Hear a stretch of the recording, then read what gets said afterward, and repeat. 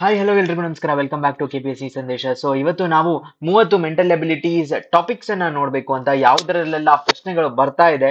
So ಈ ಕ್ಲಾಸಿನಲ್ಲಿ ಅದನ್ನ ಮಾಡಬೇಕು ಅಂತ. ಇದರಲ್ಲಿ ವಿಶೇಷವಾಗಿ ಏನು ಅಂದ್ರೆ ಪ್ರೀವಿಯಸ್ ಇಯರ್ ಕ್ವಶನ್ ಪೇಪರ್ಸ್ ಅಲ್ಲಿ ಯಾವ್ದೆಲ್ಲ ಪ್ರಶ್ನೆಗಳು ಬಂದಿದೆಯೋ ಅದನ್ನ ಇನ್ಕ್ಲೂಡ್ ಮಾಡಿ ಆ ಏನು ಈ ಕ್ಲಾಸ್ ಅನ್ನ ಡಿಸೈನ್ ಮಾಡಿರೋದು. ಸೊ ತಡ ಮಾಡದೆ ಈ ಕ್ಲಾಸ್ ಅನ್ನ ಸ್ಟಾರ್ಟ್ ಮಾಡೋಣ. ಕ್ಲಾಸ್ ಅನ್ನ ಸ್ಟಾರ್ಟ್ ಮಾಡುವ ಮುಂಚೆ ನಿಮಗೆ ಯಾವುದೆಲ್ಲ ಇದರಲ್ಲಿ ಮೋಸ್ಟ್ ಇಂಪಾರ್ಟೆಂಟ್ ಆದಂತಹ ಟಾಪಿಕ್ಸ್ ಅಂತ ಅನ್ಸುತ್ತೆ ಅದನ್ನ ಕಮೆಂಟ್ ಅಲ್ಲಿ ನೀವು ತಿಳಿಸಿ. ರೈಟ್, ಮೊದಲನೇದಾಗಿ ಫಸ್ಟ್ ಇಂಪಾರ್ಟೆಂಟ್ ಆದಂತಹ ಟಾಪಿಕ್ ಯಾವುದು ಅಂದ್ರೆ ಸೀಟಿಂಗ್ ಅರೇಂಜ್ಮೆಂಟ್. ಯಾಕೆ ಇದನ್ನ ಇಂಪಾರ್ಟೆಂಟ್ ಅಂತ ಹೇಳ್ತೀನಿ ನಾನು ಅಂದ್ರೆ ಒಂದು ಪ್ರಶ್ನೆಯನ್ನ ಸಾಲ್ವ್ ಮಾಡಿದ ಅಂದ್ರೆ ಒಂದು ಸೊಲ್ಯೂಷನ್ ಬಂದ್ಮೇಲೆ 3 ಪ್ರಶ್ನೆಗಳಿಗೆ ಆನ್ಸರ್ ಕೂಡ ಬಂದ್ಬಿಡುತ್ತೆ. ಉದಾಹರಣೆಗೆ ಲಾಸ್ಟ್ ಟೈಮ್ ನಡೆದಂತಹ 389 ಕ್ವೆಶ್ಚನ್ ಪೇಪರ್ ಅಲ್ಲಿ ನೀವು ನೋಡಬಹುದು 55, 54, 55 ಮತ್ತು 56 ಮೂರು ಪ್ರಶ್ನೆಗಳಿಗೆ ಒಂದೇ ಪ್ರಶ್ನೆ. ಸೊ ಆ ಒಂದೇ ಒಂದು ಅರೇಂಜ್ಮೆಂಟ್ ಅನ್ನ ಸಾಲ್ವ್ ಮಾಡ್ಕೋಬೇಕು. ತದನಂತರದಲ್ಲಿ ಎಲ್ಲ ಪ್ರಶ್ನೆಗಳು ಸಾಲ್ವ್ ಆಗ್ಬಿಡುತ್ತೆ. ಏನಪ್ಪಾ ಸೀಟಿಂಗ್ ಅರೇಂಜ್ಮೆಂಟ್ ಅಂದ್ರೆ, ಸೀಟಿಂಗ್ ಅರೇಂಜ್ಮೆಂಟ್ ಅಲ್ಲಿ ಎರಡು ತರದ ಸೀಟಿಂಗು. ಒಂದು ಲೀನಿಯರ್ ಸೀಟಿಂಗ್ ಅಂತ ಹೇಳ್ತೀವಿ, ಅಂದ್ರೆ ಒಂದು ಸ್ಟ್ರೇಟ್ ಲೈನ್ ಅಲ್ಲಿ 5 ಜನ ಅಥವಾ 6 ಜನ ಕೂತ್ಕೊಳ್ಳೋದು. ಇನ್ನೊಂದು ಸರ್ಕ್ಯುಲರ್ ಸೀಟಿಂಗ್ ಅಂತ, ಒಂದು ವೃತ್ತಾಕಾರದಲ್ಲಿ 3-4 ಜನ ಕೂತ್ಕೊಳ್ಳೋದು. ಆಸನ ವ್ಯವಸ್ಥೆ ಅಥವಾ ಸ್ಥಾನ ಹೊಂದಾಣಿಕೆ ಎರಡು ಇದನ್ನ ಕರಿಬಹುದು. So this is exam point of view ಅಲ್ಲಿಯೂ ನೀವು ನೋಡಬಹುದು. ಇಲ್ಲಿ ಬಂದಿದೆ ಪ್ರಶ್ನೆ. ಸೊ 5 ಜನ ಕೂತ್ಕೊಂಡಿರುವ ಪ್ರಶ್ನೆ. ಈ ಕ್ಲಾಸ್ ಅಲ್ಲಿ ಪ್ರಶ್ನೆಯನ್ನ ಓದಿ ಅದನ್ನ ಸಾಲ್ವ್ ಮಾಡುವಂತಹ ಕ್ಲಾಸ್ ಅಲ್ಲ ಇದು. ಮುಂದೆ ನಿಮ್ಗೆ ಏನಾದ್ರೂ ಆ ತರದ ಕ್ಲಾಸ್ ಬೇಕು, ಮೆಂಟಲ್ ಅಬಿಲಿಟೀಸ್ಗೆ ಬೇಕು ಅಂತ ಅಂದ್ರೆ ನೀವು ಕಮೆಂಟ್ಸ್ ಅಲ್ಲಿ ತಿಳಿಸಿ. Okay, right. ಸೊ ಇಲ್ಲಿ ನೋಡಬಹುದು ನೀವು ಯಾರು ಸೆಂಟರ್ ಆಫ್ ದ ಬೆಂಚ್ ನಲ್ಲಿ ಯಾರು ಕೂತಿದ್ದಾರೆ ಅಂತ ಪ್ರಶ್ನೆ ಬರುತ್ತೆ. ಅದಾದ ಮೇಲೆ ನಮ್ಗೆ ಯಾರು ಇಮಿಡಿಯೇಟ್ ಲೆಫ್ಟ್, ರೇಮ್ಯಾಳ ಇಮಿಡಿಯೇಟ್ ಲೆಫ್ಟ್ ಯಾರು ಕೂತಿದ್ದಾರೆ, ಈ ತರದ್ದು ಒಂದು ಸತಿ ನೀವು ಆ ಅರೇಂಜ್ಮೆಂಟ್ ಅನ್ನ ಸಾಲ್ವ್ ಮಾಡ್ಕೊಂಡ್ಬಿಟ್ರೆ ಅದು ಏನ್ ಅರೇಂಜ್ಮೆಂಟ್ ಇದೆ ನಿಮ್ಮ ಎಲ್ಲ ಪ್ರಶ್ನೆಗಳಿಗೂ ಇಮಿಡಿಯೇಟ್ ಆಗಿ ಉತ್ತರ ಸಿಕ್ಬಿಡುತ್ತೆ. ರೈಟ್, ಸೆಕೆಂಡ್ ಇಂಪಾರ್ಟೆಂಟ್ ಆದಂತಹ ಹೈ ಯೀಲ್ಡ್ ಕ್ವೆಶ್ಚನ್ಸ್ ಅಂತ ಏನ್ ಹೇಳ್ತೀವಿ ನಾವು. High yield question. ಯಾಕೆ ಇದು ಹೈ ಯೀಲ್ಡ್ ಕ್ವೆಶನ್ ಅಂದ್ರೆ, ಯಾವುದಕ್ಕೆ ಆದ್ರೂ ಯೀಲ್ಡ್ ಅಂತ ಅಂದ್ರೆ ಸ್ವಲ್ಪ ಎಫರ್ಟ್ ಹಾಕಿ ಜಾಸ್ತಿ ಫಲವನ್ನ ತೆಗೆಯುವಂತದ್ದು. ಅದರಲ್ಲಿ ಬರುವಂತದ್ದು ರಕ್ತ ಸಂಬಂಧಗಳು ಅಥವಾ ಬ್ಲಡ್ ರಿಲೇಷನ್ಸ್. ಯಾಕೆ ಅಂತ ಕೇಳಿದರೆ ಇದರಲ್ಲಿಯೂ ಅದೇ, ನೀವು ಒಂದು ಸತೆ ಒಂದು ಬ್ಲಡ್ ರಿಲೇಷನ್ಸ್ ಅಥವಾ ಫ್ಯಾಮಿಲಿ ಟ್ರೀ ಅಂತ ಏನ್ ಹೇಳ್ತೀವಿ ಆ ಕ್ವೆಶ್ಚನ್ ಗೆ ಕೊಟ್ಟಂತಹ ಯಾರು ಗ್ರ್ಯಾಂಡ್ ಫಾದರು, ಗ್ರ್ಯಾಂಡ್ ಮದರು, ಯಾರು ತಂದೆ, ಯಾರು ಮದರು, ಯಾರು ಅಂಕಲ್, ಯಾರು ಆಂಟು, ಸಿಸ್ಟರು, ಬ್ರದರ್ ಯಾರು, ಒಬ್ಬ ಪರ್ಸನ್ ಅದು ಮತ್ತು ಕಸಿನ್ಸ್ ಯಾರು ಅಂತ ಒಂದು ಸತೆ ತಿಳಿದುಕೊಂಡು ಬಿಟ್ರೆ ಎಲ್ಲ ಪ್ರಶ್ನೆಗಳನ್ನ ಅದಕ್ಕೆ ರಿಲೇಟೆಡ್ ಆದಂತದ್ದನ್ನ ಸಾಲ್ವ್ ಮಾಡಬಹುದು. ಓಕೆ, ಸೊ ಇದು ಬ್ಲಡ್ ರಿಲೇಷನ್ಸ್ ಇನ್ನೊಂದು ಇಂಪಾರ್ಟೆಂಟ್ ಆದಂತಹ topic. Exam point of view ಇಂದನೂ ನೀವು ಇಲ್ಲಿ ನೋಡಬಹುದು 389 ಪ್ರೀವಿಯಸ್ ಟೈಮ್ ನಡೆದಂತಹ KAS ಪ್ರಶ್ನೆ ಇದು. ಫ್ಯಾಮಿಲಿ ಕನ್ಸಿಸ್ಟ್ ಆಫ್ 6 ಮೆಂಬರ್ಸ್, 6 ಜನ ಇದ್ದಾರೆ. ಇವರು ಮ್ಯಾರಿಡು, ಇವರ ತಂದೆ, ಅದರ ಜೊತೆ ಇನ್ನೊಂದೊಂದು ಸ್ವಲ್ಪ ಕಾಂಪ್ಲಿಕೇಶನ್ ಏನ್ ಮಾಡ್ತಾರೆ ಅಂದ್ರೆ ಅವರಿಗೆ ಒಂದು ಪ್ರೊಫೆಷನ್ ಅನ್ನು ಜಾಯಿನ್ ಮಾಡಿ ಕೊಡುವಂತದ್ದು. Okay, so blood relations. Then next important ಆದಂತದ್ದು ಯಾವುದು ಅಂದ್ರೆ ಆವರೇಜ್ ಪ್ರಶ್ನೆಗಳು ಅಂತ. ಸೊ ಆವರೇಜ್ ಪ್ರಶ್ನೆಗಳಲ್ಲಿ ಏನಾಗುತ್ತೆ ಅಂದ್ರೆ ಒಂದು ಟಾಪಿಕ್ ಅನ್ನ ಕೊಟ್ಟುಬಿಟ್ಟು the percentage of marks to get an overall average above overall average score, ಅಥವಾ 6 ಜನರ ಸರಾಸರಿಯನ್ನ ಕೊಟ್ಟು ಆ 6 ಜನರು ಸರಾಸರಿಯ ರನ್ ಗೆ ಇನ್ನೊಬ್ಬ ಪರ್ಸನ್ ಸೇರಿದರೆ ಮತ್ತೆ ಸರಾಸರಿ ಅಂಕಗಳು ಎಷ್ಟು ಹೆಚ್ಚಾಗುತ್ತೆ ಅನ್ನುವ ಪ್ರಶ್ನೆಗಳು. ಸೊ ಇದು ಕೂಡ ನಮ್ಗೆ ಆವರೇಜ್ ರಿಲೇಟೆಡ್ ಇಂಪಾರ್ಟೆಂಟ್ ಆದಂತಹ ಟಾಪಿಕ್ ಆಗುತ್ತೆ. ಇನ್ನೊಂದು ತರದ ಪ್ರಶ್ನೆ ಯಾವುದು ಅಂತ ಕೇಳಿದ್ರೆ ದತ್ತಾಂಶ ಅಥವಾ ಗ್ರಾಫ್ಸ್ ಅಂತ ಏನ್ ಹೇಳ್ತೀವಿ ಅದು ರಿಲೇಟೆಡ್ ಆದಂತದ್ದು. ಈ ಗ್ರಾಫ್ಗಳು ಏನು ಇರುತ್ತೆ ಆ ಪ್ರಶ್ನೆಗಳು, ಗ್ರಾಫ್ ರಿಲೇಟೆಡ್ ಪ್ರಶ್ನೆಗಳು ಒಂದು ಬಾರ್ ಗ್ರಾಫ್ ಆಗಿರಬಹುದು ಅಥವಾ ಲೈನ್ ಗ್ರಾಫ್ ಆಗಿರಬಹುದು. ಈ ಎಲ್ಲ ಪ್ರಶ್ನೆಗಳು ಉದಾಹರಣೆಗೆ 262 question paper KAS question paper ಅಲ್ಲಿ ಬಂದಂತಹ ಪ್ರಶ್ನೆ ಒಂದು ಸತೆ ನೀವು ಅದೇನಿದೆ ಅಂತ ತಿಳಿದುಕೊಂಡ್ಬಿಟ್ರೆ ಇಲ್ಲಿ ನೋಡಬಹುದು 26 ಮತ್ತು 27 ಎರಡು ಪ್ರಶ್ನೆಗಳನ್ನ ಆನ್ಸರ್ ಮಾಡಬಹುದು. ಸೊ ಇದು ಇಂಪಾರ್ಟೆಂಟ್ ಆದಂತಹ ನೆಕ್ಸ್ಟ್ ಕ್ವೆಶ್ಚನ್ ಟೈಪ್ ಅಂತ ಹೇಳ್ಬಹುದು. ಅದೇ ರೀತಿಯಾಗಿ ಲೈನ್ ಗ್ರಾಫ್ ಅಲ್ಲಿಯೂ ಅದೇ ರೀತಿ. ಸೊ ಒಂದು ಸತೆ ನೀವು ಲೈನ್ ಗ್ರಾಫ್ ಯಾವುದಕ್ಕೆ ಏನನ್ನ ಮ್ಯಾಪ್ ಮಾಡಿದ್ದಾರೆ ಅಂತ ತಿಳಿದುಕೊಂಡ್ ಬಿಟ್ರೆ ಇನ್ನೆಲ್ಲ ಪ್ರಶ್ನೆಗಳನ್ನು ಅದೇ ಲೈನ್ ಗ್ರಾಫಿನ ಮುಖಾಂತರ ಸಾಲ್ವ್ ಮಾಡುವಂತದ್ದು. ದೆನ್ ಟ್ಯಾಬುಲರ್ ಕಾಲಮ್ ಅಂತ ಏನ್ ಹೇಳ್ತೀವಿ ಅದರ ರಿಲೇಟೆಡ್ ಆದಂತಹ ಪ್ರಶ್ನೆ ನೀವು ಇಲ್ಲಿ ನೋಡಬಹುದು. KAS ನ ಪೇಪರ್ 262 ಅಲ್ಲಿ ಬಂದಿರುವಂತಹ ಪ್ರಶ್ನೆ. ಈ ಪ್ರಶ್ನೆಯಲ್ಲಿ 23, 24 ಸೊ ಎರಡೆರಡು ಪ್ರಶ್ನೆಗಳು ಸಾಲ್ವ್ ಆಗ್ತಾ ಹೋಗುತ್ತೆ ಇದರಲ್ಲಿ. ಓಕೆ. ಸೊ ಇದರಲ್ಲಿ ಒಂದು ಚಾಲೆಂಜ್ ಏನು ಅಂದ್ರೆ ಎಲ್ಲವನ್ನೂ ನೀವು ಎವ್ಯಾಲ್ಯೂಯೇಟ್ ಮಾಡಬೇಕಾಗ್ಬೋದು. ಫಾರ್ ಎಕ್ಸಾಂಪಲ್, ಯಾವ ಇಯರ್ ಅಲ್ಲಿ maximum number of battery cell ಆಗಿದ್ದು ಅಂತ ಕೇಳಿದ್ರೆ ನಿಧಾನಕ್ಕೆ ನೋಡ್ತಾ ಬರ್ಬೇಕು ಯಾವ ಇಯರ್ ಅಲ್ಲಿ ಎಷ್ಟು ಸೆಲ್ ಆಗಿತ್ತು ಅಂತ. ಓಕೆ, ಸೊ ಇದು ಇನ್ನೊಂದು ತರದ ಟ್ಯಾಬ್ಯುಲರ್ ಕಾಲಮ್ ರಿಲೇಟೆಡ್ ಆದಂತಹ ಪ್ರಶ್ನೆ ಅಂತ ನಾವು ಹೇಳ್ಬಹುದು. ದೆನ್ ಇನ್ನೊಂದು ಹೈ ಈಲ್ಡ್ ಟಾಪಿಕ್ ಯಾವುದು ಅಂತ ಕೇಳಿದರೆ ಪ್ಯಾಸೇಜ್ ರಿಲೇಟೆಡ್. ಯಾಕೆ ಅಂದ್ರೆ ಒಂದು ಸತಿಯೇ ಒಂದು ಪ್ಯಾಸೇಜ್ ಅನ್ನ ಓದಿಕೊಂಡ ಬಿಟ್ಟರೆ 2 ರಿಂದ 3 ಪ್ರಶ್ನೆಗಳು ಸುಲಭವಾಗಿ ಸಾಲ್ವ್ ಆಗ್ಬಿಡುತ್ತೆ. ಸೊ KAS ಪೇಪರ್ 389 ನಲ್ಲಿ ಬಂದಂತಹ ಪ್ರಶ್ನೆ ಕೋಡು ಏನಪ್ಪಾ ಅಂದ್ರೆ ಮಹಾತ್ಮ ಗಾಂಧೀಜಿಯವರ ಪ್ಯಾಸೇಜ್ ಅನ್ನ ಕೊಟ್ಬಿಟ್ಟು 43 ಮತ್ತು 44 ಪ್ರಶ್ನೆಗಳನ್ನು ಉತ್ತರಿಸಿ ಅಂತ ಹೇಳಿದ್ದಾರೆ. ಸೊ ಈ ತರದ ಪ್ರಶ್ನೆಗಳು ಬಂದಾಗ ಒಂದ್ಸತೆ ಸೂಕ್ಷ್ಮವಾಗಿ ಪ್ರಶ್ನೆ ಪ್ಯಾಸೇಜ್ ಅನ್ನ ಓದ್ಕೊಂಡ್ಬಿಟ್ರೆ ಇನ್ನೆಲ್ಲ ಸುಲಭ ಆಗತ್ತೆ. ದೆನ್ ಬಹಳ ಜನರಿಗೆ ಇಷ್ಟನೂ ಆಗತ್ತೆ, ಕೆಲವು ಜನರಿಗೆ ಕಷ್ಟ ಆಗುವಂತದ್ದು ಕಬ್ಬಿಣದ ಕಡಲೆ ಅನ್ನುವ ಟೈಪ್ ಇರುವಂತಹ ಪ್ರಶ್ನೆಗಳು ಯಾವುದು ಅಂದ್ರೆ ರೈಲಿಗೆ ಸಂಬಂಧಿಸಿದ ಪ್ರಶ್ನೆಗಳು. ಸೊ ಏನಪ್ಪಾ ಈ ಪ್ರಶ್ನೆಗಳು ರೈಲಿಗೆ ಅಂತ ಕೇಳಿದರೆ, ಒಂದು ರೈಲು ಈ ಕಡೆಯಿಂದ ಹೋಗ್ತಾ ಇರುತ್ತೆ, ಒಬ್ಬ ಮನುಷ್ಯನ ದಾಟೋದಕ್ಕೆ ಇಷ್ಟು ಟೈಮ್ ಬೇಕಾಗತ್ತೆ, ಸೊ ಆ ರೈಲಿನ ಉದ್ದ ಎಷ್ಟು ಆ ತರದ್ದು. ಅಥವಾ 2 ರೈಲುಗಳನ್ನ ಕೊಟ್ಟುಬಿಟ್ಟು, ಸೊ ಇಲ್ಲಿ ನೋಡ್ಬೋದು KS ನ 389 ಪೇಪರ್ ಅಲ್ಲಿ 2 trains ಆರ್ ರನ್ನಿಂಗ್ ಇನ್ ಆಪೋಸಿಟ್ ಡೈರೆಕ್ಷನ್, ಒಂದು 27 ಸೆಕೆಂಡ್ಸ್ ಒಬ್ಬ ಮನುಷ್ಯ ಇಲ್ಲಿ ನಿಂತ್ಕೊಂಡಿರುವ ಪರ್ಸನ್ ಅನ್ನ ಇವರಿಬ್ಬರು ಎಷ್ಟು ಟೈಮಿನಲ್ಲಿ ಕ್ರಾಸ್ ಮಾಡಿದರು ಅಂತ ಕೊಟ್ಟಿದ್ದಾರೆ, ಮತ್ತು ಅದು ಒಂದನ್ನೊಂದು ಎಷ್ಟು ಟೈಮಿನಲ್ಲಿ ಕ್ರಾಸ್ ಮಾಡಿದ್ದರು ಅಂತ ಕೊಟ್ಟಿದ್ದಾರೆ. ಅವರೆರಡರ ರೇಷಿಯೋ ಆಫ್ ಸ್ಪೀಡ್ಸ್ ಅನ್ನ ಕಂಡುಹಿಡಿಬೇಕು. ಸೊ ರೈಲು ಪ್ರಶ್ನೆಗಳು ಇನ್ನೊಂದು ತರದ ಪ್ರಶ್ನೆಗಳು. ಇದರಲ್ಲಿಯೂ ಅಷ್ಟೇ ಸೊ ಕೆಲವಷ್ಟು ಫಾರ್ಮುಲಾಗಳಿದೆ, ಯಾವುದಕ್ಕೆ ಏನು ರೈಲಿನ ಲೆಂತ್ ಅನ್ನ ಆಡ್ ಮಾಡಬೇಕು, ಈ ತರದ್ದೆಲ್ಲ ನೋಡ್ಕೋಬೇಕು. ದೆನ್ ಶೇಕಡ ಅಥವಾ ಪರ್ಸೆಂಟೇಜ್ ಅಂತ ಏನ್ ಹೇಳ್ತೀವಿ ಅದರ ರಿಲೇಟೆಡ್ ಆದಂತಹ ಪ್ರಶ್ನೆಗಳು. ಸೊ ಶೇಕಡದಲ್ಲಿ 1 ರಿಂದ 2 ಪ್ರಶ್ನೆ ಒಂದೊಂದ್ಸತಿ ಬರುತ್ತೆ. ಇಂಪಾರ್ಟೆಂಟ್, ಯಾಕಂದ್ರೆ ಸರ್ಕಾರದಲ್ಲಿಯೂ ಶೇಕಡ ಇಷ್ಟು ಪರ್ಸೆಂಟ್, ಶೇಕಡ ಅಷ್ಟು ಪರ್ಸೆಂಟ್, ಶೇಕಡ ಎಷ್ಟು ಪರ್ಸೆಂಟ್. ಸೊ ನೀವು ಸರ್ವಿಸ್ ಸೇರ್ಕೊಂಡ ಮೇಲೆಯೂ, ನೀವು ಅಧಿಕಾರಿಗಳಾದ ಮೇಲೆಯೂ ಯೂಸ್ ಆಗುವಂತಹ ಒಂದು ಪಾರ್ಟ್ ಯಾವುದು ಅಂದ್ರೆ ಶೇಕಡ. ಬೇರೆ ಎಲ್ಲ ಸೀಟಿಂಗ್ ಅರೇಂಜ್ಮೆಂಟ್ ಅದೆಲ್ಲ ಎಷ್ಟು ಯೂಸ್ ಆಗುತ್ತೋ ಗೊತ್ತಿಲ್ಲ, ಬಟ್ ಶೇಕಡ ಯೂಸ್ ಆಗುತ್ತೆ. ಎಕ್ಸಾಮಿನೇಷನ್ ಅಲ್ಲಿ ಇಷ್ಟು ಮಾರ್ಕ್ಸ್ ಬಂದ್ರೆ ಪಾಸು, ಇಷ್ಟು ಬಂದಿದೆ, ಇನ್ನೆಷ್ಟು ಬರಬೇಕು, ಎಷ್ಟು ಪರ್ಸೆಂಟೇಜ್ ಪಾಸ್ ಇತ್ತು, ಇದು ಪ್ಯೂರ್ 100ಗೆ ಎಷ್ಟು ಅನ್ನೋದರ ಮೆಥಡ್. ಇದಕ್ಕೆ ಮೋಸ್ಟ್ ಯೂಸ್ಫುಲ್ ಮೆಥಡ್ ಯೂನಿಟರಿ ಅಂತ ಹೇಳ್ತೀವಿ. ಯೂನಿಟರಿ ಮೆಥಡ್ KS ನ ಈ ಪ್ರೀವಿಯಸ್ ಇಯರ್ ಕ್ವೆಶ್ಚನ್ ಬಂದಿರುವಂತದ್ದು percentage. Then speed, distance and time. So KS 389 paper code ಅಲ್ಲಿ ಬಂದಿರುವಂತಹ ಪ್ರಶ್ನೆ ಏನಪ್ಪಾ ಅಂತ ಕೇಳಿದ್ರೆ, ಒಂದು ಪರ್ಸನ್ ಇಷ್ಟು ಗಂಟೆಗೆ ಬಿಡ್ತಾ ಇದ್ದಾರೆ, ಇಷ್ಟು ಗಂಟೆಗೆ ಹೋಗ್ಬೇಕು, ಇಷ್ಟು ಅವರ ಸ್ಪೀಡು. ಸೊ ಅವರ ಸ್ಪೀಡ್ ಅನ್ನ ಕೊಟ್ಟಿದ್ದಾರೆ, ಟೈಮ್ ಅನ್ನ ಕೊಟ್ಟಿದ್ದಾರೆ, ಡಿಸ್ಟೆನ್ಸ್ ಅನ್ನ ಕೊಟ್ಟಿದ್ದಾರೆ, ಎಷ್ಟು ಟೈಮ್ ಅಲ್ಲಿ ತಲುಪ್ತಾರೆ, ಅದರ ಡೈರೆಕ್ಟ್ ಟೈಮ್ ಕೇಳಿರಲ್ಲ, ಎಷ್ಟು ಲೇಟ್ ತಲುಪ್ತಾರೆ, ಎಷ್ಟು ಬೇಗ ತಲುಪ್ತಾರೆ, ಈ ತರದ ಪ್ರಶ್ನೆ. ವೇಗ, ದೂರ ಮತ್ತು ಸಮಯ ಅಂತ ಏನ್ ಹೇಳ್ತೀವಿ ಅದರ ರಿಲೇಟೆಡ್ ಆದಂತಹ ಪ್ರಶ್ನೆಗಳು, ಇದರ ಮೇಲೆಯೂ ಕ್ವೆಶನ್ಸ್ ಬಂದಿದೆ. ದೆನ್ ಕ್ಲಾಕ್, ಗಡಿಯಾರದ ಪ್ರಶ್ನೆ 389 ಅಲ್ಲೇ ಬಂದಿದೆ ಮತ್ತೆ ಪ್ರಶ್ನೆ. 3 ಮತ್ತು 4ರ ನಡುವೆ ಯಾವ ಟೈಮಿನಲ್ಲಿ ಆಪೋಸಿಟ್ ಡೈರೆಕ್ಷನ್ಸ್ ಇರುತ್ತೆ ಅಂತ. ಸೊ ಎವ್ರಿ ಮಿನಿಟ್ಗೆ ಎಷ್ಟು ಡಿಗ್ರೀಸ್ ಅಥವಾ minutes of the degree move ಆಗುತ್ತೆ ಅನ್ನೋದನ್ನ ತಿಳ್ಕೊಂಡಿರ್ಬೇಕು, ಮತ್ತೆ ಅದನ್ನ ರಿವರ್ಸ್ ಕ್ಯಾಲ್ಕುಲೇಷನ್ ಮಾಡಿ ಆಪ್ಷನ್ಸ್ ಅನ್ನ ತೆಗಿಬೇಕು. ಸೊ ಇದು ಗಡಿಯಾರದ ರಿಲೇಟೆಡ್ ಆದಂತಹ ಪ್ರಶ್ನೆ. ಇದಕ್ಕೆ ಕೆಲವಷ್ಟು ಫಾರ್ಮುಲಾಗಳಿದೆ, ಆ ಫಾರ್ಮುಲಾವನ್ನ ಯೂಸ್ ಮಾಡಿದ್ರೆ ಎಲ್ಲ ಪ್ರಶ್ನೆಗಳಿಗೂ ಆನ್ಸರ್ ಅನ್ನ ಮಾಡಬಹುದು. ದೆನ್ LCM ಅಂಡ್ HCF ಅಂತ ಏನ್ ಹೇಳ್ತೀವಿ. ಸೊ ಈ 2 ಸಂಖ್ಯೆಗಳ ಗುಣಲಬ್ಧವು ಇಷ್ಟ ಆಗಿದ್ದು ಮತ್ತು ಅವುಗಳ HCF ಇಷ್ಟ ಆಗಿದ್ದರೆ ಆಗ ಅವುಗಳ ಮೊತ್ತ ಎಷ್ಟು. ಸೊ LCM ಮತ್ತೆ HCF ಮತ್ತೆ ಪ್ರಾಡಕ್ಟ್ ಮಧ್ಯೆ ಇರುವಂತಹ ಕ್ವೆಶ್ಚನ್. ಇದು KS ಅಲ್ಲಿ ಬಂದಿರುವ ಪ್ರಶ್ನೆ. ಇದಕ್ಕೂ LCM into HCF is equal to product of the numbers, ಮತ್ತು LCM ಹೇಗೆ ತೆಗಿಬೇಕು, LCM of product prime numbers, HCF of prime numbers ಏನು, ಈ ತರದ ಫಾರ್ಮುಲಾಸ್ ಅನ್ನ ನೀವು ನೋಡ್ಕೋಬೇಕಾಗತ್ತೆ LCM ಮತ್ತು HCF ಗೆ. ದೆನ್ ಅನುಪಾತ ಮತ್ತು ಸಮಾನುಪಾತ, ರೇಷಿಯೋ ಅಂಡ್ ಪ್ರಪೋರ್ಷನ್ ಅಂತ ಏನ್ ಹೇಳ್ತೀವಿ ಅದು. ಸೊ ರೇಷಿಯೋ ಅಂಡ್ ಪ್ರಪೋರ್ಷನ್ ಅಲ್ಲಿ ಕೆಲವು 3 ಜನರ ಪ್ರಸ್ತುತ ಏಜ್ ಇಷ್ಟಿತ್ತು, 8 ವರ್ಷಗಳ ಕೆಳಗೆ ಅದು ಅಷ್ಟಾಗಿತ್ತು, ಪ್ರೆಸೆಂಟ್ ಏಜಸ್ ಎಷ್ಟು. ರೇಷಿಯೋ ಅಲ್ಲಿ ಬರೀ ಏಜ್ ಒಂದೇ ರಿಲೇಟೆಡ್ ಅಲ್ಲ, ಇವ್ರು ಇಷ್ಟೇ ಹೂಡಿಕೆ ಹಾಕಿದ್ರು, ಅವ್ರು ಅಷ್ಟು ಹೂಡಿಕೆ ಹಾಕಿದ್ರು, ಇವ್ರಿಗೆ ಎಷ್ಟಾಯ್ತು, ಇದ್ರಲ್ಲಿ ಇಷ್ಟ ಆಯ್ತು ಅಂತ ಆ ತರದ ರಿಲೇಟೆಡ್ ಆದಂತಹ ಪ್ರಶ್ನೆಗಳು ರೇಷಿಯೋ ಅಂಡ್ ಪ್ರಪೋರ್ಷನ್ ರಿಲೇಟೆಡ್ ಆದಂತಹ ಪ್ರಶ್ನೆ.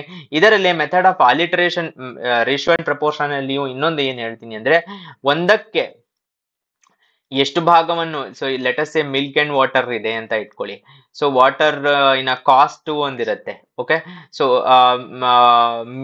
ಒನ್ ಸೊ ಎವ್ರಿ 5 ಲೀಟರ್ಸ್ಗೆ 1 ಲೀಟರ್ ವಾಟರ್ ಅನ್ನ ಸೇರಿಸ್ತಾ ಇದ್ರೆ, ಮಿಲ್ಕಿನ ರೂಪಾಯಿ ಇಷ್ಟಿದ್ದರೆ ವಾಟರಿನ ರೂಪಾಯಿ ನಮ್ಗೆ ಗೊತ್ತು 0 ಇದೆ. ಸೊ ಎಷ್ಟು ಲೀಟರಿನ ಮಿಲ್ಕಿಗೆ ಎಷ್ಟು ಲೀಟರ್ ವಾಟರ್ ಆಡ್ ಮಾಡಿದ್ದಾರೆ, ಇದನ್ನ ನಾವು ಇಷ್ಟಕ್ಕೆ ಸೆಲ್ ಮಾಡಬಹುದು ಅಂತ. ಸೊ ಇದನ್ನ ಕ್ರಾಸ್ ಮಲ್ಟಿಪ್ಲಿಕೇಶನ್ ಮಾಡೋದು ಮೆಥಡ್ ಆಫ್ ಆಲಿಟರೇಷನ್ ಅಂತಾನೂ ಕರಿತೀವಿ. ಇದು ಒನ್ ಆಫ್ ದ ಪ್ರಶ್ನೆಗಳು ಇದರಲ್ಲಿ. Then age problems, age related problems ಅಂದ್ರೆ ಯೂಶಲಿ ನಾವು ಆರ್ಥರೈಟಿಸ್ ಅಂತ ಆ ತರದ್ ಅನ್ಕೊಂತೀವಿ. ಬಟ್ ಏಜ್ ಪ್ರಾಬ್ಲಮ್ಸ್ ಅಂದ್ರೆ ಇವ್ರಿಗೆ ಇಷ್ಟು ವಯಸ್ಸು, ಅವ್ರಿಗೆ ಅಷ್ಟು ವಯಸ್ಸು ಅಂತ ಅಂದ್ರೆ ಟೋಟಲಿ ಇವಾಗ 6 ವರ್ಷಗಳ 4 ವರ್ಷ ಕೆಳಗಡೆ ಆ ರೇಷೋ ಇಷ್ಟಿತ್ತು, ಇವಾಗ ಇವ್ರ ರೇಷೋ ಎಷ್ಟಿದೆ. ಸೊ ಪ್ಯೂರ್ಲಿ ಏಜ್, ಇಬ್ಬರ ಏಜ್ ಮಧ್ಯೆ ಒಂದು ನೆನಪಿನಲ್ಲಿ ಇಟ್ಕೊಳ್ಳಿ, ಒಬ್ಬ ಪರ್ಸನ್ಗೆ ಇಬ್ಬರ ಮಧ್ಯೆ ಏಜ್ಗೆ ಡಿಫರೆನ್ಸ್ ಏನಿದೆ ಯಾವತ್ತೂ ಚೇಂಜ್ ಆಗೋದಿಲ್ಲ. ಏಜ್ ಡಿಫರೆನ್ಸ್ ಬಿಟ್ವೀನ್ 2 ಪೀಪಲ್ಸ್, ಈ ತರದ್ ಯಾವುದೇ ಪ್ರಶ್ನೆ ಬಂದಾಗ ಮದರ್ ಅಂಡ್ ಡಾಟರಿನ ಏಜ್ ಕಾನ್ಸ್ಟೆಂಟ್ ಅಂತ ತಗೊಂಡು ಯಾವುದೇ ಪ್ರಾಬ್ಲಮ್ ಅನ್ನ ಸಾಲ್ವ್ ಮಾಡ್ಬೋದು. ಸೊ ಈ ಕಾನ್ಸ್ಟೆಂಟ್ ಏನು ಅಂತ ಕಂಡು ಹಿಡ್ಕೊಂಡ್ಬಿಟ್ರೆ ಈ ರೇಷಿಯೋಸ್ ಎಲ್ಲ ಗೊತ್ತಾಗ್ಬಿಡತ್ತೆ. ದೆನ್ ಪಾಲುಗಾರಿಕೆ. ಸೊ ಏನು ಅಂದ್ರೆ A:B ಒಂದಷ್ಟು ಹೂಡಿಕೆಯನ್ನ ಹಾಕಿರ್ತಾರೆ. ಹೂಡಿಕೆ ಹಾಕಿದ ಮೇಲೆ ಒಂದಷ್ಟು ಪ್ರಾಫಿಟ್ ಬಂದಿರುತ್ತೆ. ಆ ಪ್ರಾಫಿಟಿನಲ್ಲಿ A ಮತ್ತೆ B ಗೆ ಏನೇನು ಪಾಲು, A ಮತ್ತು B ಎರಡೇ ಇದ್ದಾಗ ಸಿಂಪಲ್ ಆಗತ್ತೆ. A B C ಇದ್ದಾಗ ಮತ್ತು ಒಂದ್ ಸ್ವಲ್ಪ ದಿನ ಆದ್ಮೇಲೆ C ನನಗೆ ಬೇಡ ಅಂತ ಅದನ್ನ ವಾಪಸ್ ತಗೊಂಡ್ಬಿಟ್ರು, ಆದ್ರೆ ಇದು ಟೈಮ್ ಬಂತು, ಅದಾದ್ಮೇಲೆ ಪ್ರಾಫಿಟ್ ಬಂತು, ಅದನ್ನ ವಾಪಸ್ ಶೇರ್ ಮಾಡ್ಬೇಕು ಅಂದಾಗ ಯಾರಿಗೆ ಎಷ್ಟು ಪಾಲು ಬರಬೇಕು ಅನ್ನೋದು ಪಾಲುಗಾರಿಕೆ ರಿಲೇಟೆಡ್ ಆದಂತಹ ಕ್ವೆಶ್ಚನ್ಸ್. ಓಕೆ, ದೆನ್ ಲಾಭ ಮತ್ತು ನಷ್ಟ ಅಂತ ಏನ್ ಹೇಳ್ತೀವಿ ಅದು. ಸೊ ಏನಪ್ಪಾ ಇದರಲ್ಲಿ ಅಂತ ಕೇಳಿದ್ರೆ, ಸೊ ನೀವು ಇಲ್ಲಿ ನೋಡ್ಬೋದು, ಇದು ಪ್ರೀವಿಯಸ್ ಇಯರ್ ಪ್ರಶ್ನೆ. ಎಕ್ಸ್ ಒಂದು ವಸ್ತು ಇಷ್ಟಕ್ಕೆ ಖರೀದಿಸಿ Y ಗೆ ಸೆಲ್ ಮಾಡ್ತಾರೆ. ಓಕೆ, ಸೊ ಎಕ್ಸ್ Y ಗೆ ಸೆಲ್ ಮಾಡ್ತಾರೆ, Y Z ಗೆ ಸೆಲ್ ಮಾಡ್ತಾರೆ. ಒಬ್ರಿಂದ ಒಬ್ರು ಪ್ರಾಫಿಟ್ ಮಾಡಿದ್ರು. ಸೊ ಟೋಟಲಿ Z ಎಷ್ಟು ಪ್ರಾಫಿಟ್ ಮಾಡಿದ್ರು ಅಂತ, ಈ ತರದ್ದು ಲಾಭ ಮತ್ತು ನಷ್ಟ. So profit is equal to selling price minus cost price ಅಂತ ಮಾಡ್ಕೋಬೇಕು. ಪ್ರಾಫಿಟ್ ಪರ್ಸೆಂಟೇಜ್ ಏನು ಅಂತ ಗೊತ್ತಿರಬೇಕು, that is profit divided by cost price ಅಂತ. Loss is equal to cost price minus selling price ಅಂತ ಮಾಡ್ಕೋಬೇಕು. ದೆನ್ ಲಾಸ್ ಪರ್ಸೆಂಟೇಜ್ ಎಷ್ಟು ಅಂತ ಕೇಳಿದರೆ loss divided by cost price ಅಂತ. ಈ ತರದ್ದೆಲ್ಲ ಫಾರ್ಮುಲಾಸ್ ಅನ್ನ ನೀವು ನೋಡ್ಕೋಬೇಕು. ದೆನ್ ಸರಳ ಮತ್ತು ಚಕ್ರಬಡ್ಡಿ, ದಟ್ ಈ simple and compound interest important. ಯಾಕಂದ್ರೆ ಸಿಂಪಲ್ ಇಂಟ್ರೆಸ್ಟ್ ಒಂದೊಂದು ಪ್ರಶ್ನೆ ಬರ್ಬೋದು, ಕಾಂಪೌಂಡ್ ಇಂಟ್ರೆಸ್ಟ್ ಇಂಪಾರ್ಟೆಂಟ್. ಯಾಕಂದ್ರೆ ಸಿಂಪಲ್ ಇಂಟ್ರೆಸ್ಟ್ ಗೊತ್ತಿಲ್ಲ ಅಂದ್ರೂ ಆನ್ಸರ್ ಮಾಡ್ಬೋದು, ಹೇಗ್ ಮಾಡಿರ್ಬೋದು ಇದನ್ನ ಅಂತ. ಕಾಂಪೌಂಡ್ ಇಂಟ್ರೆಸ್ಟ್ ಗೆ ಈ formula A is equal to P plus 1/R/N whole power N T ಅಂತ ಏನಿದೆ ಅದು ಗೊತ್ತಿದ್ದು ಅದನ್ನ ಹೇಗೆ ಅಪ್ಲೈ ಮಾಡಬೇಕು ಅಂತ ಗೊತ್ತಿದ್ದು ಇಲ್ಲಿ ನೋಡ್ಬೋದು ನೀವು. ಪ್ರಶ್ನೆ ಬಂದಿದೆ ಪ್ರೀವಿಯಸ್ ಇಯರ್ ಅಲ್ಲಿ. Calculate the compound interest on a sum of 500 for 2 years, rate of 10 per annum. Simple ಪ್ರಶ್ನೆ, ಆದ್ರೆ ಯಾವುದನ್ನ ಎಲ್ಲಿ ಹಾಕಬೇಕು ಅಂತ ಗೊತ್ತಿರಬೇಕು. P ಯಾವುದು, T ಯಾವುದು, R ಯಾವುದು ಅಂತ ಅಪ್ಲೈ ಮಾಡಬೇಕು. ಓಕೆ, ದೆನ್ ಸಮಯ ಮತ್ತು ಕೆಲಸ, ಟೈಮ್ ಅಂಡ್ ವರ್ಕ್ ಅಂತ ಏನ್ ಹೇಳ್ತೀವಿ ಅದು. ಸೊ ಒಂದು ಕೆಲಸ ಒಂದನ್ನ ಇಷ್ಟು ಟೈಮಲ್ಲಿ ಮಾಡ್ತಾರೆ, B ಒಂದನ್ನ ಇಷ್ಟು ಟೈಮಲ್ಲಿ ಮಾಡ್ತಾರೆ. A ಮತ್ತು B ಸೇರಿದರೆ ಆ ಕೆಲಸವನ್ನ ಎಷ್ಟು ಟೈಮಲ್ಲಿ ಮಾಡ್ತಾರೆ, ನೀವು ಇಲ್ಲಿ ನೋಡ್ಬೋದು. ಇಲ್ಲಿ ಬಂದಿದೆ ಪ್ರಶ್ನೆ, if they work together for 4 days, then the fraction of work that is left, ಎಷ್ಟು ಉಳಿದಿರುತ್ತೆ, ಎಷ್ಟು ವರ್ಕ್ ಉಳಿದಿರುತ್ತೆ ಅಂತ ಆದ್ರೂ ಆಗ್ಬೋದು. ಇದರಲ್ಲಿ ಇನ್ನೊಂದು ವಿಷಯ ಏನು ಅಂದ್ರೆ, ಇಷ್ಟು ವರ್ಕ್ ಮಾಡ್ತಾರೆ, A 4 days ಅಲ್ಲಿ ಕಂಪ್ಲೀಟ್ ಮಾಡ್ತಾರೆ, B 6 days ಅಲ್ಲಿ ಕಂಪ್ಲೀಟ್ ಮಾಡ್ತಾರೆ, ಟೋಟಲಿ ಇದಕ್ಕೆ ದುಡ್ಡು ಇಷ್ಟು ಬರುತ್ತೆ ಅಂತ. ಸೊ 2,000 ರೂಪಾಯಿ ಕೊಡ್ತಾರೆ ಇದಕ್ಕೆ ಅಂತ. ಸೊ A ಮತ್ತೆ B ಗೆ ಅವಾಗ ದುಡ್ಡಿನ ಪರ್ಸೆಂಟೇಜ್ ಎಷ್ಟು ಹೋಗುತ್ತೆ ಅನ್ನೋದು ಸ್ವಾರಸ್ಯಕರ, ಇನ್ನೊಂದು ಸ್ವಲ್ಪ ಹೈಯರ್ ಲೆವೆಲ್. ಆಮೇಲೆ ಇನ್ನೊಂದು ಟೈಪ್ ಏನು, 4 ವೇರಿಯೇಬಲ್ಸ್ ಇರುತ್ತೆ. ಸೊ ಒಂದು ಟೈಮು, ಇನ್ನೊಂದು ಕ್ವಾಂಟಿಟಿ ಆಫ್ ವರ್ಕ್ ಸೇಮ್ ಮಾಡ್ತಾ ಇದ್ದಾರಾ ಅಂತ, ಓಕೆ, ಇನ್ನೊಂದು ದುಡ್ಡು ಅವ್ರಿಗೆ ಅದಕ್ಕೆ ಎಷ್ಟು ಬರುತ್ತೆ ಅಂತ, ಮತ್ತೆ ಅದರ 4 ಟೈಮ್ಸ್ ಸೇರಿದರೆ. ಫಾರ್ ಎಕ್ಸಾಂಪಲ್, ಒಬ್ಬ ಬಾಯ್ ಒಂದು ವರ್ಕ್ ಅನ್ನ ಮಾಡೋದಕ್ಕೆ 7 ದಿನಗಳು ತಗೊಂತಾನೆ, ಒಬ್ಬ ಮ್ಯಾನ್ ವರ್ಕ್ ಮಾಡೋದಕ್ಕೆ ಇಷ್ಟು ದಿನಗಳು ತಗೊಂತಾನೆ, ಈ ತರ ಪ್ರಶ್ನೆಗಳು. ಸೊ 7 ಬಾಯ್ಸು 7 ಮೆನ್ ಸೇರಿದರೆ ಎಷ್ಟು ದಿನ ತಗೊಂತಾರೆ ಅನ್ನೋದು ನೆಕ್ಸ್ಟ್ ಟೈಪ್ ಆಫ್ ಪ್ರಶ್ನೆ. ರೈಟ್, ದೆನ್ ಫೀಲ್ಡ್ ಕ್ವೆಶನ್ಸ್ ಅಂದ್ರೆ ಏನು ಅಂದ್ರೆ, ಪೆರಿಮೀಟರ್ ಅನ್ನ ಕೊಟ್ಬಿಟ್ಟು ಅದರ ಇಷ್ಟು ಇನ್ಕ್ರೀಸ್ ಆದ್ರೆ, ಲೆಂತ್ ಇಷ್ಟು ಇನ್ಕ್ರೀಸ್ ಆದ್ರೆ, ಬ್ರೆಡ್ ಇಷ್ಟು ಇನ್ಕ್ರೀಸ್ ಆದ್ರೆ ಟೋಟಲಿ ಏರಿಯಾ ಎಷ್ಟು ಇನ್ಕ್ರೀಸ್ ಆಗುತ್ತೆ ಅಂತ. ಇದಕ್ಕೆ ಜಿಯೋಮೆಟ್ರಿ ಫಾರ್ಮುಲಾಸ್ ಗೊತ್ತಿರಬೇಕು. ಓಕೆ, ಸೊ ಯಾವುದರದೆಲ್ಲ ಫಾರ್ಮುಲಾಸ್ ಗೊತ್ತಿರಬೇಕು ಅಂದ್ರೆ, ಏರಿಯಾ, ವಾಲ್ಯೂಮ್ಸು ಮತ್ತು ಎಲ್ಲ ಕೊನಿಕ್ ಸೆಕ್ಷನ್ಸ್ ಇಂದ ಎಲ್ಲಾ ಪಾರ್ಟ್ಸ್ ಓಕೆ ಗೊತ್ತಿರಬೇಕು. ದೆನ್ ದೋಣಿ ಮತ್ತು ಪ್ರವಾಹ ಇಂಪಾರ್ಟೆಂಟ್, ಇಂಟ್ರೆಸ್ಟಿಂಗ್, ಡಿಫಿಕಲ್ಟ್ ಕೂಡ ಕೆಲವು ಸತೆ. ಸೊ ಒಂದು ಬೋಟು ಅಪ್ ಸ್ಟ್ರೀಮ್ ಇಷ್ಟು ಟ್ರಾವೆಲ್ ಮಾಡ್ತಾ ಇದೆ, ಅಪ್ ಸ್ಟ್ರೀಮ್ ಹೋಗೋದಕ್ಕೆ ಎಷ್ಟು ಟೈಮ್ ತಗೊಳುತ್ತೆ, ಡೌನ್ ಸ್ಟ್ರೀಮ್ ಹೋಗೋದಕ್ಕೆ ಎಷ್ಟು ಟೈಮ್ ತಗೊಳುತ್ತೆ, ನಿಂತಿರುವ ನೀರಿನಲ್ಲಿ ದೋಣಿಯ ಟೈಮು, ನಿಂತಿರುವ ನೀರಿನ ಅಥವಾ ಹರಿಯುವ ನೀರಿನ ಟೈಮು ಎರಡನ್ನೂ ಕೇಳುವಂತಹ ಪ್ರಶ್ನೆ. ಸೊ ಇದನ್ನ ನೋಡ್ಬೋದು ನೀವು, ಇಲ್ಲೇ ಪ್ರೀವಿಯಸ್ ಇಯರ್ ಬಂದಿರುವಂತಹ ಪ್ರಶ್ನೆ ಇದು, ದೋಣಿ ಮತ್ತು ಪ್ರವಾಹ ಅಂತ. ಇದು ಏನು ಯಾಕೆ ಡಿಫಿಕಲ್ಟ್ ಆಗುತ್ತೆ ಅಂದ್ರೆ ಇದು ಒಂದು ಕಡೆ ಹೋಗ್ಬಿಟ್ಟು ಕ್ವಾಡ್ರಾಟಿಕ್ ಇಕ್ವೇಶನ್ ಆಗಿ ಕನ್ವರ್ಟ್ ಆಗ್ಬಿಡುತ್ತೆ, ಅಲ್ಲಿಂದ ಡಿಫಿಕಲ್ಟ್ ಆಗುತ್ತೆ ಇದು. ದೆನ್ ಕೋಡಿಂಗ್ ಮತ್ತು ಡಿಕೋಡಿಂಗ್ ಏನಪ್ಪಾ ಅಂದ್ರೆ ಇದು ಅಂದರೆ ಇದು ಅಂದರೆ ಇದು ಅಂದರೆ ಇದು, ಹಾಗಾದರೆ ಈ ಇವುಗಳಲ್ಲಿ ಯಾವ ಡಿಜಿಟ್ಸು ಸಿ ಗೆ ನಿಂತಿದೆ. ಸೊ ಇದನ್ನ ಈಗ ಕೋಡ್ ಮಾಡಿದ್ದಾರೆ, ಇದನ್ನ ಈಗ ಇದರಲ್ಲಿ ಇದೇ ತರದ್ದಲ್ಲ. A B X W T stands for Robin ಅಂತ ಕೊಟ್ಬಿಟ್ಟು, then what does Parthiv stand for ಅಂತ ಈ ತರ. ಓಕೆ, ಸೊ ರಿವರ್ಸ್ ಕೋಡ್ ಮಾಡೋದು, ಇದು ಕೋಡಿಂಗ್ ಅಂಡ್ ಡಿಕೋಡಿಂಗ್ ಪ್ರಶ್ನೆಗಳು. ಉದಾಹರಣೆಗೆ ಇನ್ನೊಂದು ಕೋಡಿಂಗ್ ಅಂಡ್ ಡಿಕೋಡಿಂಗ್ ಅಲ್ಲಿ ಯಾವುದು ಅಂದ್ರೆ A means addition, so A ಅಂದ್ರೆ ಅಡಿಷನ್ ಅಂತ ಬರ್ಕೋಬೇಕು, ಬಿ ಮೀನ್ಸ್ ಸಬ್ಟ್ರಾಕ್ಷನ್ ಅಂತ ಬರ್ಕೋಬೇಕು, ಈ ತರ. What is the value of ಇದು ಅಂತ ನೆಕ್ಸ್ಟ್ ಟೈಪ್ ಆಫ್ ಪ್ರಶ್ನೆ. ದೆನ್ ಕ್ಯಾಲೆಂಡರ್ ರಿಲೇಟೆಡ್ ಆದಂತಹ ಪ್ರಶ್ನೆ. ಸೊ ನೀವು ಇಲ್ಲಿ ನೋಡ್ಬೋದು ಕ್ಯಾಲೆಂಡರ್ ಏನಪ್ಪಾ ಅಂತ ಕೇಳಿದ್ರೆ, ಟುಡೇ ಇಸ್ ಮಂಡೇ, ಇವತ್ತು ಮಂಡೇ, 68 ದಿನಗಳ ನಂತರ ಏನಿರುತ್ತೆ ಅಂತ. ಸೊ 7 6 7 ದಿನಗಳು, ಸೊ 7 7 49,